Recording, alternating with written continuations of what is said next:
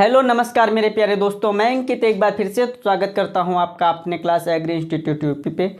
दोस्तों कहते हैं कि यूं ही नहीं मिलती मंजिल राही को, एक जुनून सा दिल में जगाना होता है। कि यूं ही नहीं मिलती मंजिल राही को, एक जुनून सा दिल में जगाना होता है। पूछा चिड़िया से कैसे बनता है वो घोंसला, तो बोली भरना पड़ता है उड़ान बार बार, और तिनका तिनका उठाना होता है। समझ रहे हो? तो हमारे साथ में दोस्तों लगे रहिए। और हम लोग बात करने जा रहे हैं आज पाचन तंत्र की। तो पाचन तंत्र की जब हम लोग बात करते हैं तो इसमें सबसे पहले हम बात करते हैं तो पाचन तंत्र क्या होता है। तो हमने बताया था मानव के शरीर में मानव देही में मिलत 9 प्रकार के तंत्र, जनन, श्वसन, उत्सर्जन और पाचन के तंत्र, तंत्र, तंत्रिका, परिवहन, अंतःस्रावी तंत्र, पेशी और कंकाल मिल होते हैं 9 तंत्र। तंत्र उसे कहते हैं जब कई अंग मिल कर के साथ में काम करते हैं तो एक तंत्र बनता है। अगर एक अकेला अंग काम कर रहा है तो उसे तंत्र नहीं कहा जा सकता है।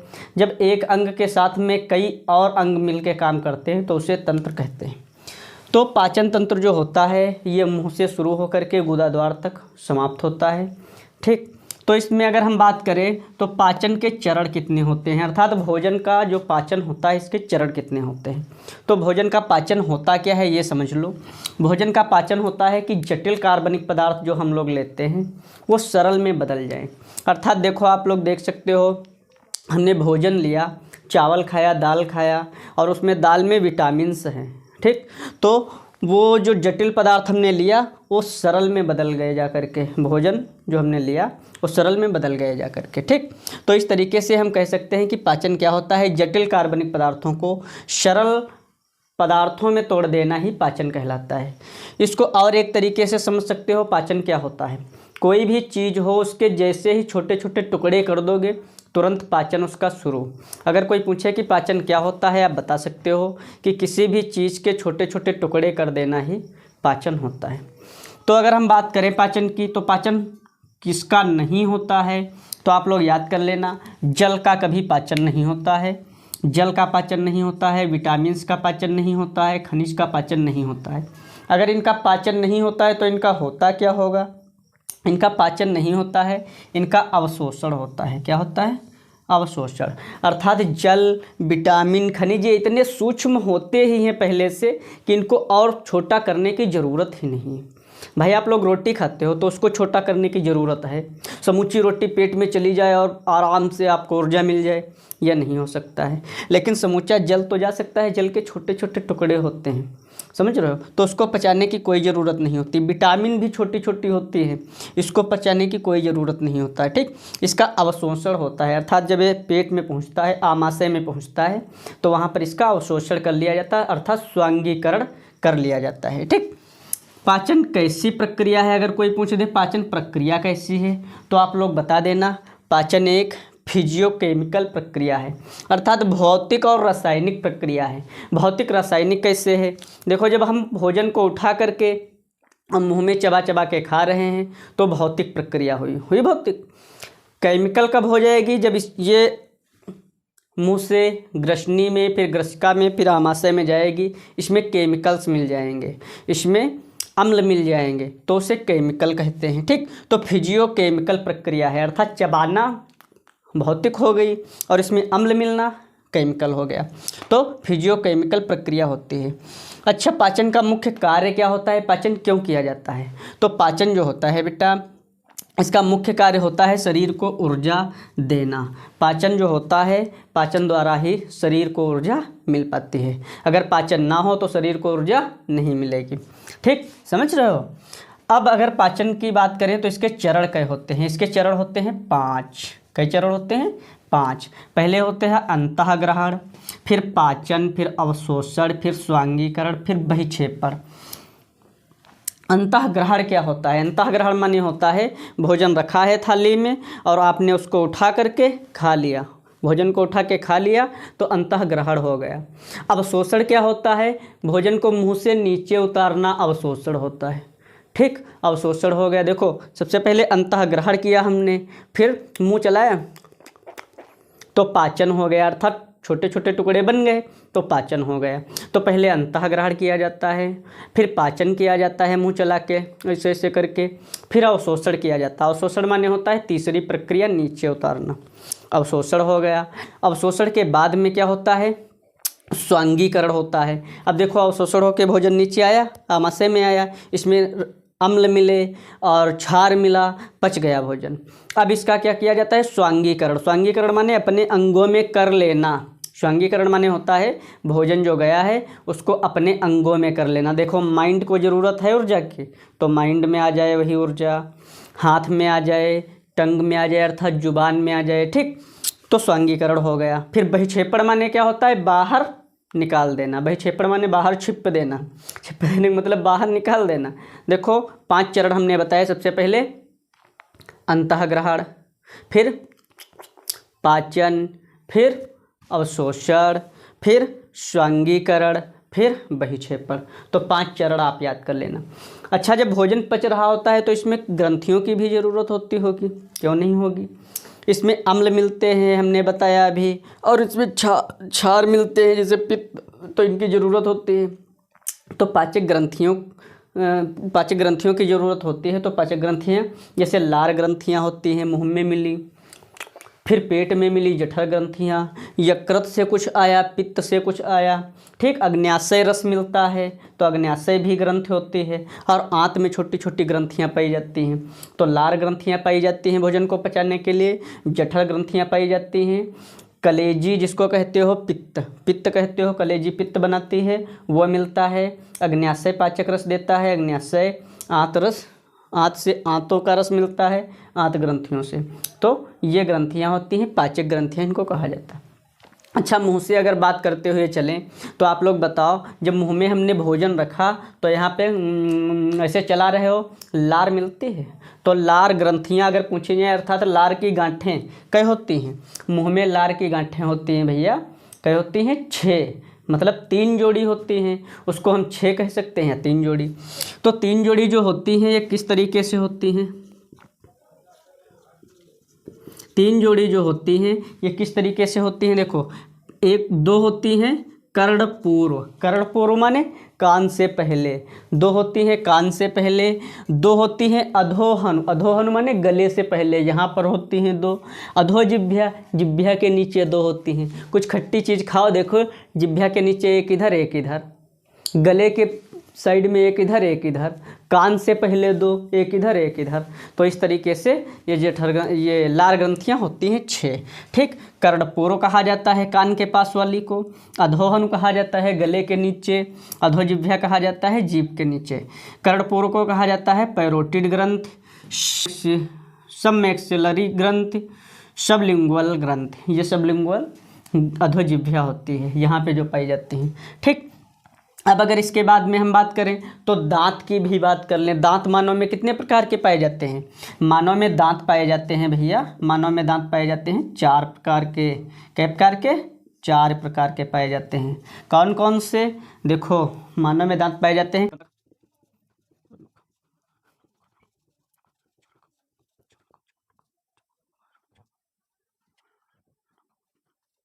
मानव में दांत पाए जाते हैं 4 प्रकार के, कृंतक, रदनक, अग्रचवर्णक और चवर्णक, ठीक। 4 प्रकार के दांत पाए जाते हैं। 4 प्रकार की अगर दांत की बात करें तो हमें अगले चैप्टर में इसका डिस्कस करेंगे, दांतों का डिस्कस अगले चैप्टर में करेंगे, ट्रिक से बताएंगे आपको दांत, ठीक। तो आप लोग इसका स्क्रीनशॉट ले लीजिए। अब हम बढ़ते हैं, सबसे पहले हम पढ़ेंगे मुंह, फिर मुंह से बढ़ते हुए धीरे धीरे छोटी आंत, बड़ी आंत और गुदाद्वार तक चलते हैं। तो इसका स्क्रीनशॉट ले लीजिए। तो चलो दोस्तों बढ़ते हैं अपने टॉपिक की तरफ। हमने बताया मुंह गुहा की बात करेंगे, फिर नीचे चलते हुए गुदाद्वार तक चलते हैं। तो जब हम मुंह गुहा की बात करते हैं, जिसको कहते हैं मुख गुहा, तो जब हम भोजन लेते हैं इसको कह देते हैं अवशोषण, और इसको मुंह में रख लेते हैं तो इसको कहते हैं मुख गुहा, अर्थात एक बड़ा सा छेद जो होता है उससे गुफा कहा जाता है। तो मुख गुहा में जब हम बात करते हैं तो यहाँ पे दांत पाए जाते हैं और लार ग्रंथियाँ पाई जाती हैं। कई लार ग्रंथियाँ होती हैं 6, कान से पहले तो अधोकर्ण, जिह्वा के नीचे अधोजिह्वा, गला से नीचे अधोहनु, ठीक। तो इस तरीके से लार ग्रंथियाँ जो होती हैं, इसमें लार ग्रंथियों में एंजाइम्स निकलते हैं। कौन से एंजाइम निकलते हैं? एक लाइसोजाइम, एक टाइलिन, दो एंजाइम्स निकलते हैं लार ग्रंथियों में। कितने निकलते हैं? दो।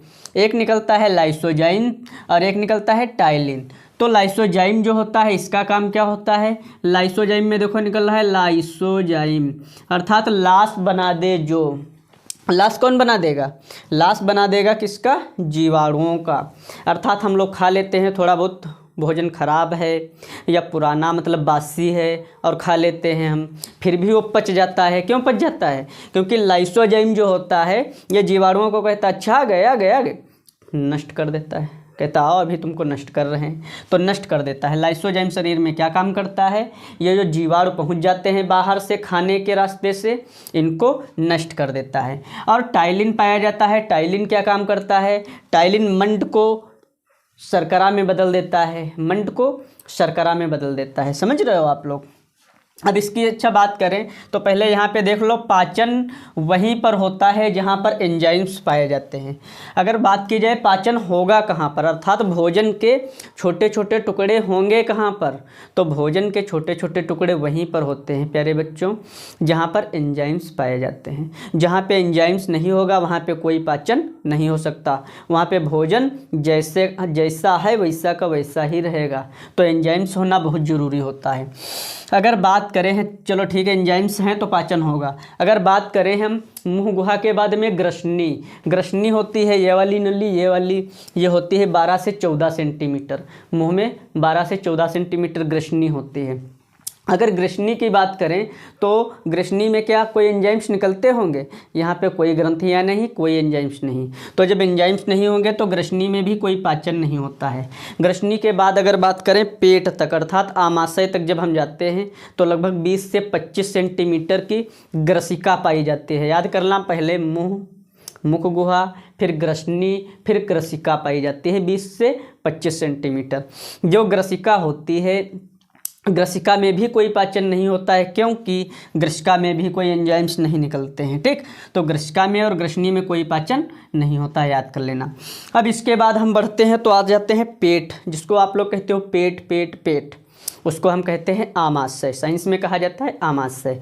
जब हम आमाशय की बात करते हैं तो फूले हुए गुब्बारे के समान होता है, फूले हुए गुब्बारे के समान। आमाशय की संरचना ऐसे होती है। जब हम आमाशय की बात करते हैं तो आमाशय में क्या होता है?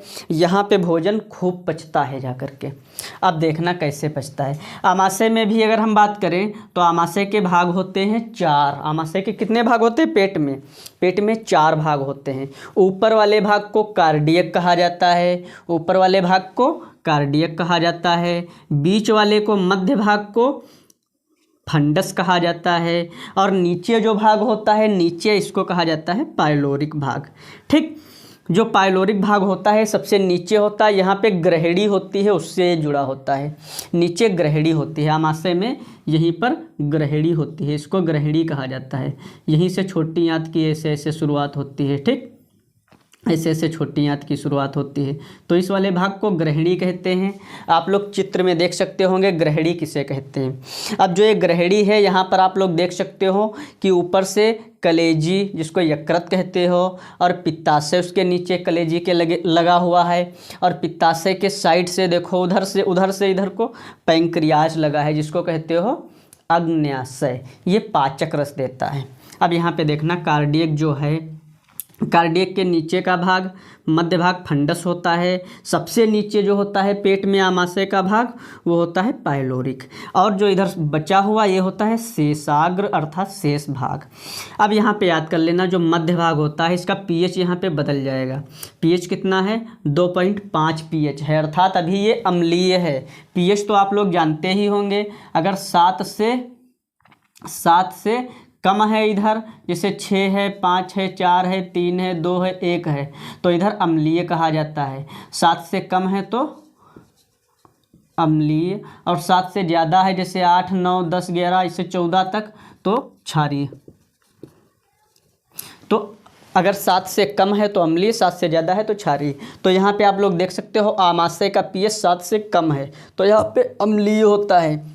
इसीलिए जब हम खाना खाते हैं और डकार आती है तो बड़ा खट्टी खट्टी डकार आती है। क्यों? क्योंकि अम्ल खट्टे होते हैं और खाना में अम्ल मिल जाता है आमाशय में, वही ऊपर आ जाता है मुंह में, इसीलिए हमको खट्टा लगता है। ठीक, अगर इसकी बात करें हम किसकी, फंडस की, तो फंडस जो होता है मध्य भाग, यहाँ पर अब ध्यान देना, भोजन पचना शुरू हुआ है, यहाँ पे क्या होता है, एंजाइम्स निकलते हैं भैया। फंडस में क्या निकलता है, एंजाइम्स निकलते हैं। ये एंजाइम्स क्या काम करते हैं, ये पेप्सिन निकलता है और रेनिन, दो एंजाइम्स निकलते हैं। अगर पूछा जाए कई एंजाइम्स निकलते हैं तो दो एंजाइम्स निकलते हैं, एक पेप्सिन निकलता है, एक रेनिन। पेप्सिन क्या काम करता है आमाशय में, आमाशय में पेप्सिन भैया काम क्या करता है, प्रोटीन को पचाता है। पास से पेप्सिन, पास से प्रोटीन, याद कर लेना, पेप्सिन प्रोटीन को पचाता है। अर्थात आप ज़्यादा दालें खा रहे हो, आप दूध पी रहे हो, उसमें प्रोटीन्स खूब होती हैं, प्रोटी वाले कोई पाउडर पी रहे हो जैसे प्रोटीन एक्स वगैरह, तो उसको कौन पचाता है, पेप्सिन पचा देता है। रेनिन क्या काम करता है, रेनिन बच्चों में खूब स्रावित होता है क्योंकि ये दूध को पचाता है। जो बच्चे छोटे होते हैं उनको खूब दूध पिलाओ, आराम से उनको दूध हजम होता चला जाएगा। ठीक, तो जो रेनिन होता है ये दूध को पचाने का काम करता है। जब हम लोग बड़े हो जाते हैं, हमारी उम्र खूब बढ़ती है, तब रेनिन का स्राव कम हो जाता है। पूछा जाता है कौन से स्राव हमारे शरीर में उम्र के साथ में कम स्रावित होते हैं, तो रेनिन जो है ये स्राव बहुत कम निकालता है, रेनिन बहुत कम हो जाता है। इसीलिए जो बड़े आदमी होते हैं उनको दूध सूट नहीं करता है, पेट खराब हो जाता है। अगर दूध पी लें, आमाशय में डालें, सीधे नीचे निकल जाएगा। क्यों? क्योंकि रेनिन उनमें निकल नहीं रहा होता है, तो दूध को पचाएगा कौन, दूध में केसीन प्रोटीन पाई जाती है। कौन सी, केसीन प्रोटीन, याद कर लेना। ठीक, अच्छा इसकी बात करें अगर आमाशय की, तो ये जे आकार का होता है सबसे बड़ा भाग। अर्थात आप लोग देख सकते हो मीट वीट जो होता है, बकरे काटे जाते हैं, वहाँ देखो जाके, जो आमाशय होता है सबसे बड़ा भाग होता है। अब अगर बात करें तो यहाँ पे एक हार्मोन भी निकलता है, उस हार्मोन को कहा जाता है गैस्ट्रिन हार्मोन। गैस्ट्रिन हार्मोन निकलता है, खूब पूछा जाता है, बहुत इम्पोर्टेंट है। ठीक, और यहाँ पे मध्य भाग में या आमाशय की ही बात हो रही है, तो आमाशय में HCl नाम का एक क्या निकलता है, अम्ल, HCl नाम का अम्ल। ये इतना तेज अम्ल होता है, इतना तेज कि कपड़े पे अगर गिर जाए तो कपड़ों को ख़राब कर देता है। ठीक, तो ये अम्ल क्या काम करता होगा, खाना जैसे ही ऊपर से आया, मुंह, गुहा, ग्रसनी, ग्रसिका, आमाशय, ठीक, और जैसे ही पेट में पहुंचा, यहाँ पे HCl इस पे अटैक कर देता है। जब HCl इस पे अटैक करता है तो क्या होता है, यहाँ पे जो खाने में बैक्टीरिया बचे हुए थे, बाई चांस ऊपर खा लिया और लाइसोजाइम नहीं उसको मार पाया। कैसे, आप लोग कितनी जल्दी खाते हो, बस मुंह में रखो अंदर, मुंह में रखो अंदर, तो बाई चांस आपके मुंह में खाना गया और कुछ भाग ऐसा खाने का रहेगा कि लार उसमें नहीं लिबद पाई, लार नहीं लग पाई, तो खाना ऐसे ही नीचे आता है, उसमें जीवाणु नहीं मर पाए। तो जब पेट में पहुंचता है, पेट में आमाशय में, तो यहाँ पे HCl निकलता है, ये बैक्टीरिया को मार देता है। और HCl और एक काम करता है बहुत ज़रूरी, पेप्सिन और रेनिन से क्रिया करता है। HCl जो होता है, HCl जब रेनिन से और पेप्सिन से मिलता है तो इनको और सक्रिय कर देता है, और सक्रिय करता है तो इसमें और भी शर्कराएँ जो तुम लोग खाते हो, फल वल खाते हो, उनको पचा देता है। समझ रहे हो? अच्छा, HCl अगर इतना खतरनाक है तो हमारे पेट को क्यों नहीं काट देता, पेट को क्यों नहीं काट देता है? क्योंकि यहाँ पर एक म्यूकस नाम की परत पाई जाती है पेट पे म्यूकस नाम की एक परत पाई जाती है। आमाशय जैसे गोल है तुम्हारा, तो अंदर एक म्यूकस नाम की परत पाई जाती है, खूब चिपचिपा पदार्थ। तो HCl जब निकलता है तो इसे चिपचिपे पदार्थ पे अटैक करता है, ठीक, और आमाशय की दीवारें कटने से बच जाती हैं। इसीलिए हमको समय पे भोजन डाल देना चाहिए। अगर समय से भोजन इसमें नहीं डाल रहे हो तो ये म्यूकस को काट के आपके आमाशय को काट देगा, ठीक, फिर आपको भूख ही नहीं लगेगी। इसीलिए हमको टाइम पे खाना करना चाहिए। अगर टाइम पे नहीं डाल रहे हो तो HCl ज़्यादा स्रावित होगा और म्यूकस की परत को काट देगा। म्यूकस होता है इसीलिए हम कटने से बच जाते हैं, वरना अगर HCl कहीं चेहरे पे पड़ जाए तो चेहरा ख़राब हो जाएगा। अच्छा, इसकी बात करते हैं। अगर और नीचे बढ़ते हैं तो पेट के नीचे क्या होता होगा, पेट के नीचे तुरंत छोटी आंत शुरू हो जाती है। आप लोग चित्र में देख सकते हो छोटी आंत का काम क्या होता है भैया। आप छोटी आंत का काम देखो, जो ये छोटी आंत आपको दिखाई दे रही है, इसको क्षुद्रांत भी कहते हैं। छोटी आंत को क्या कहते हैं, क्षुद्रांत। छोटी आंत 6 से 7 सेंटीमीटर की होती है, नहीं सॉरी 6 से 7 मीटर की होती है। अर्थात जो लेडीज लोग साड़ी पहनती हैं वो एक साड़ी में थोड़ी सी 1-2 मीटर और जोड़ लो, इतनी छोटी आंत की लंबाई होती है। समझ रहे हो? छोटी आंत की लंबाई कितनी होती है? 6 से 7 मीटर की होती है। छोटी आंत का सबसे ऊपरी भाग जो होता है, आप लोग चित्र में देख सकते होंगे, छोटी आंत है, इसका सबसे ऊपरी भाग अर्थात आमाशय के नीचे और जहाँ पे छोटी आंत शुरू है, इसको ग्रहणी कहते हैं। अब ग्रहणी के पास में देखो आप लोग, कलेजी जुड़ी है और उससे पित्तरस आ रहा है, उधर से पैंक्रियाज जुड़ा है जिसको अग्न्याशय कहते हैं। अब ये जो पित्त होता है, इसका भैया पीएच मान जो होता है ये 7.7 के से ज़्यादा होता है। जब पित्त का पीएच मान 7.7 से ज़्यादा होगा तो यहाँ पे क्या होता है, यहाँ पे भोजन क्षारीय हो जाता है। अब याद कर लेना आप लोग, जब कहाँ पे था, मुंह में था, अम्लीय था, ग्रसनी में पचा ही नहीं, ग्रसिका में पचा ही नहीं, आमाशय में आ गया तब भी अम्लीय ही था। लेकिन जस्ट पेट से, जैसे पेट से थोड़ा नीचे खिसकता है तो भोजन क्षारीय हो जाता है। भोजन क्षारीय होने का कारण क्या है? पित्त रस इसमें मिल जाता है। देखो यकृत से पित्त रस आ जाता है, तो जो पित्त रस होता है ये क्षारीय होता है। अब यहाँ पर भोजन जो है पीला हो जाएगा, क्योंकि पित्त रस में बिलिरुबिन पाया जाता है। क्या पाया जाता है? बिलिरुबिन। बिलिरुबिन का काम होता है, बिलिरुबिन का काम होता है कि भोजन को क्या कर दे? पीला कर दे। तो भोजन अब पीला हो जाएगा। अब जब उल्टी होगी तो यहाँ से भोजन ऊपर नहीं आता है। हम लोग जब उल्टी करते हैं तो कहाँ से भोजन आता? आमाशय से आ सकता है, लेकिन जो ग्रहणी पे निकल गया नीचे पीला पीला, जैसे ही ग्रहणी में जाता है भोजन, देख सकते हो चित्र में, तुरंत फिर ऊपर नहीं आएगा, आमाशय का भोजन आ सकता है, खट्टी डकारें आती हैं। ठीक, अब क्या होता है, ग्रहणी जो होती है सी आकार की होती है। देखो चित्र में देख सकते हो, सी आकार की होगी, 25 सेंटीमीटर की होती है। इसमें पित्त रस मिल जाता है, इसमें अग्न्याशयी रस मिल जाते हैं। पित्त रस मिलने के कारण ग्रहणी में भोजन क्षारीय हो जाता है और ग्रहणी में भोजन जो होता है पीले रंग का हो जाता है। अगर बात करें हम, ऊपर तो पच रहा था, प्रोटीन भी पचा, देखो एंजाइम्स प्रोटीन भी पचा रहे थे और पेप्सिन प्रोटीन, रेनिन दूध को भी पचा रहा था। लेकिन कुछ भोजन ऐसा है जो भी नहीं पच पाया है, वो यहीं पे छोटी आंत में पचता है। याद कर लेना, छोटी आंत में भोजन 4 घंटे रुकता है। छोटी आंत में भोजन कितना रुकता है? 4 घंटे रुकता है। तुम्हारे पेट में कुल मिला करके कितना रुकता है? खाने के बाद में कितने समय तक खाना रुकना चाहिए? शरीर के अंदर रुकना चाहिए 5 से 5.5 घंटा, बस 5 घंटे, 5.5 घंटे के ऊपर ना रुके, निकल जाना चाहिए। समझ रहे हो? तो 5.5 घंटे में 4 घंटे तो छोटी आंत में रुकता है, बाकी ऊपर क्रिया करता है कुछ 1 घंटे, और आधा घंटा कम से कम बड़ी आंत में रुकने के बाद, 1 घंटा बड़ी आंत में रुकने के बाद मलाशय से निकल जाता है। तो छोटी आंत की बात कर रहे हैं, इसमें देखो ग्रहणी है। ग्रहणी में प्रोटीन, कार्बोहाइड्रेट और वसा जो ऊपर पची नहीं है ना, ऐसा ज़रूरी नहीं थी कि आमाशय में ही हर चीज़ पच जाए। कुछ बचा हुआ भाग जो होता है वो छोटी आंत कहती है आओ अब तुम्हें हम पचाते हैं।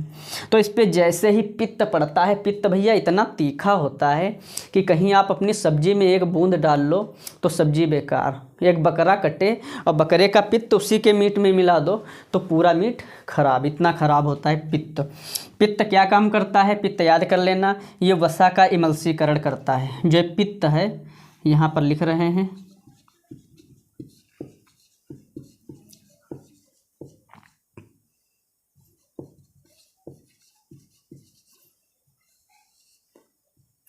पित्त का क्या काम होता है? पित्त का काम होता है वसा का इमल्सीकरण करना, अर्थात पित्त जो होता है चर्बी को, तेल को पचाता है। तुम लोग तेल वेल खाते हो, उसको पित्त ही पचाता है। जिन लोगों में ऑपरेशन करके पित्त निकाल दिया जाता है उन लोगों में तेलीय चीज़ें नहीं पच पाती हैं, तेल वाली चीज़ें नहीं पच पाती हैं। अब जो ग्रहणी में अच्छा बचे हुए प्रोटीन्स आए तो उनको यहाँ पे ट्रिप्सिन नाम का एक एंजाइम्स निकलता है। ये क्या है? अग्न्याशयी रस हैं। अग्न्याशयी रस 3 प्रकार के यहाँ पे निकलते हैं। अग्न्याशय से रस आप चित्र में देख सकते हो।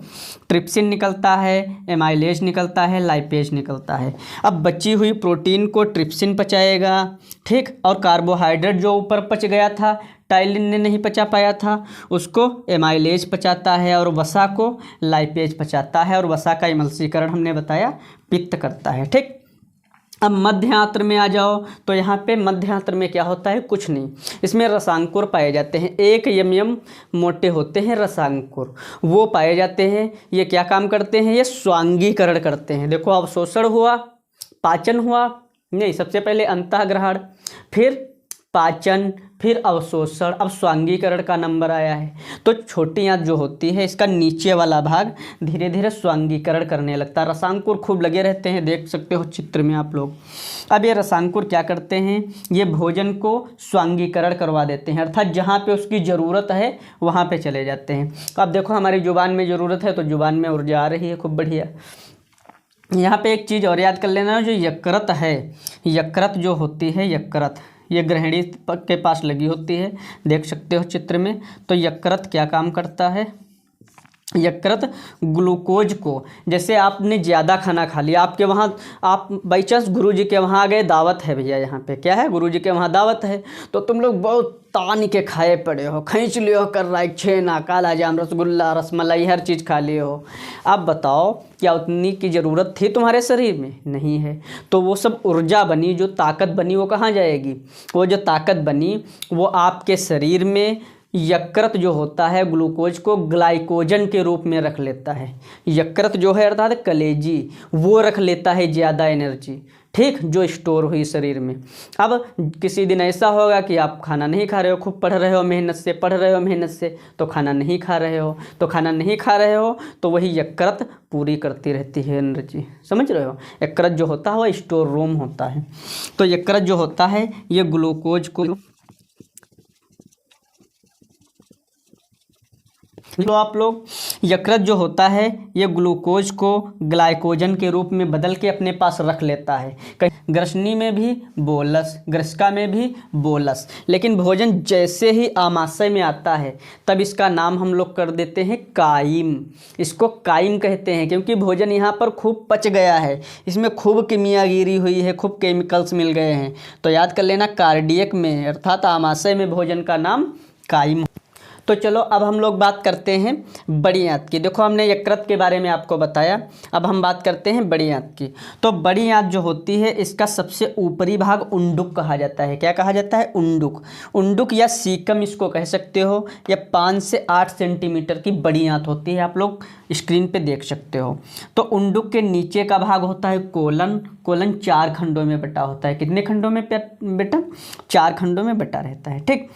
और इसका सबसे निचला जो भाग होता है वो होता है मलाशय। सबसे नीचे का भाग देखो आप लोग, मलाशय है। मलाशय के भी नीचे होता है गुदाद्वार, जहाँ से हम लोग मल त्याग करते हैं, ठीक, उसको कहते हैं गुदाद्वार। अब अगर हम बात करें इसकी उंडुक की, तो उंडुक में ही एक लगा रहता है क्रमिरूप प्रशेषिका। आप लोग देख सकते होंगे उंडुक की लंबाई 5 से 8 सेंटीमीटर है, क्रमिरूप प्रशेषिका 3 से 4 सेंटीमीटर की होती है।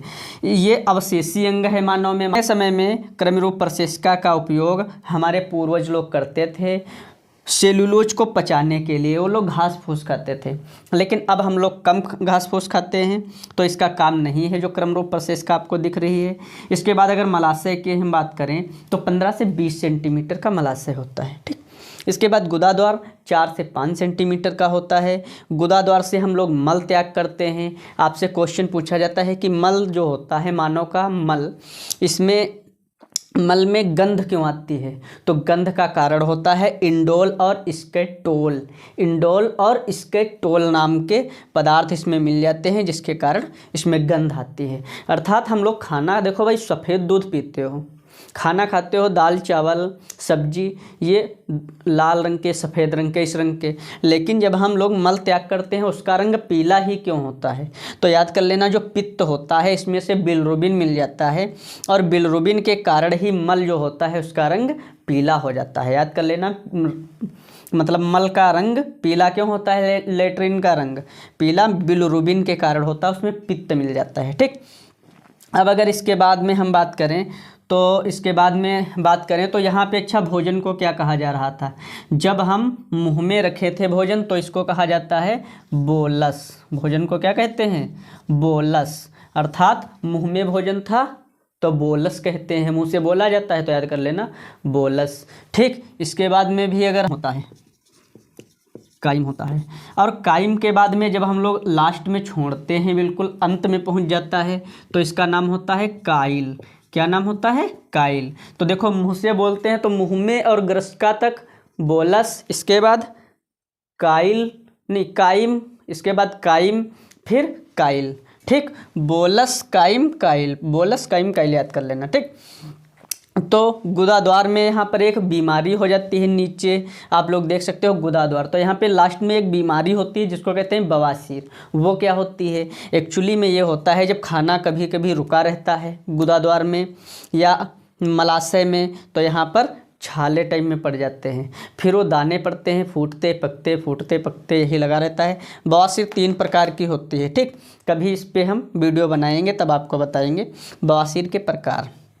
ठीक, और बड़ी आंत का काम क्या होता है, अगर बड़ी आंत का काम कहा जाए तो बड़ी आंत का काम भैया होता है पानी का अवशोषण करना। बड़ी आंत शरीर में कोई काम नहीं करती है, बस पानी का अवशोषण करती है। हम लोग खाते हैं, ऊपर से पानी मिला रहता है, नीचे तक रहता है।